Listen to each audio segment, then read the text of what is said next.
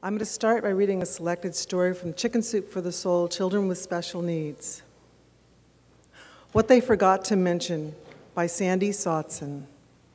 She's a special ed teacher and a mother of a child with autism. I remember the day of my son's diagnosis of autism as if it were yesterday. The tone of the doctor's voice, the silence in the room, the words, lifelong disability, no cure. I'm sorry. Those words still sing when I allow myself to reflect on those words. But I paused on occasion, too numerous to count, and think someone should have mentioned that this would have been part of the disability when my child was diagnosed with autism. Someone forgot to mention that I would listen to my child's simple utterances or attempted approximations as if he was a world leader giving the speech of a lifetime. I could never have imagined the worth of a single word, despite the fact that I may never hear it again. Someone forgot to mention that when my son was finally potty trained at the age of 9, there would be few people that would understand the significance of such an accomplishment, and even few that I could actually share it with. Accomplishments of any size, their true worth known only to me, would bring quiet celebrations between my son and me.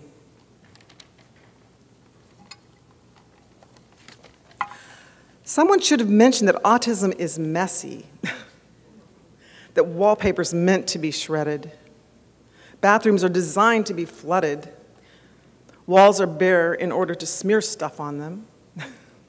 We all know what that is. Washable paint really isn't. And that more food will actually be crushed and dropped than eaten. I wish someone would have mentioned that autism is extremely expensive. Doctors, therapists, medications, supplements, conferences, and sensory equipment are only the tip of the iceberg. I could not have guessed that it would be my child's disability which allowed people to cross our path that otherwise would not have, and that such people would respond to a child in need. Someone should have mentioned that each time your child with autism initiates or engages in a reciprocal hug, that feeling that you had when you held them the very first time comes back time and time again. What they forgot to mention that day my son was diagnosed with autism is that the triumphs over this disability would far outweigh the tears, that laughter would eventually ease the sense of loss, and that sheer faith would allow me and millions of other parents to fall into bed exhausted each night, only to get up the next day eager to discover what else they forgot to mention. Good morning, everyone, and welcome. My name's Karen Simmons, and I'm the CEO and the founder of Autism Today.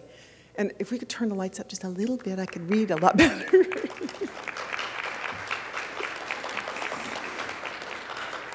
Now I can see my words.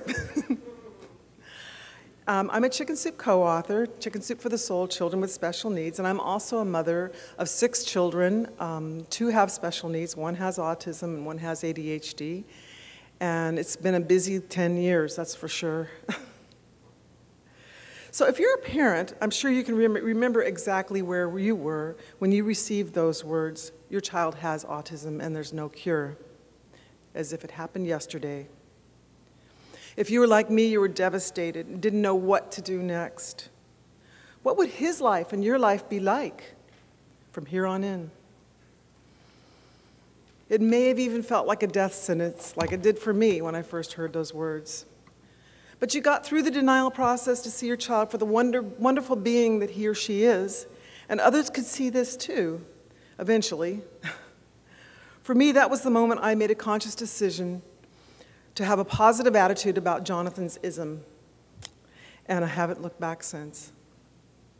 As an educator, at first, you may have been afraid to get this new child in your classroom. And at the same time, maybe you're excited that you're going to learn some new information. And many of you learn to fall in love with our kids. And that's the reason that you do what you do. As professionals in the field, it must be excruciatingly painful to have to tell a mother for the first time that their child has autism. You may lay awake at night wondering just what you're going to say and how that person is going to deal with the diagnosis. But you still continue to seek the best knowledge and understanding to help our kids. And for that, we as parents are extremely grateful.